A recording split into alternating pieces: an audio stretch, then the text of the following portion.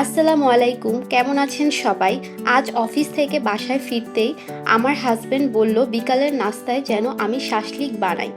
আমার হাতের শাসলিক ওর খুবই পছন্দ, তাই আজ ওর জন্য মজাদার শাসলিক তৈরি করলাম।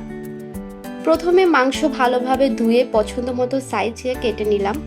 এরপর দই, soya sauce, oyster sauce, tomato sauce, আদা রসুন বাটা, তান্দুরি চিকেন মশলা, 1 চা চামচ চিলি পাউডার, স্বাদ মতো লবণ এবং কালো গোলমরিচের গুঁড়ো দিয়ে মাংসগুলো ভালোভাবে ম্যারিনেট করে 30 মিনিটের জন্য রেখে দিলাম। এদিকে শাসলিকের জন্য একটি সস তৈরি করে নিলাম।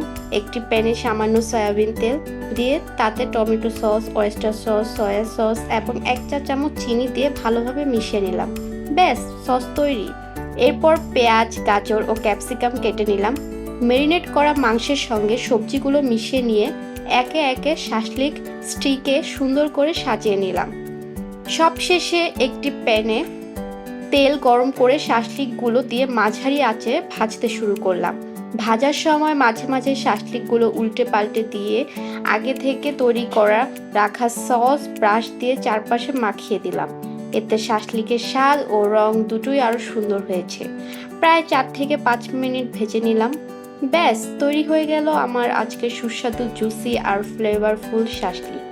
বিকেলের নাস্তায় গরম গরম পরিবেশন করলাম আর সবাই খুব মজা করে খেলাম।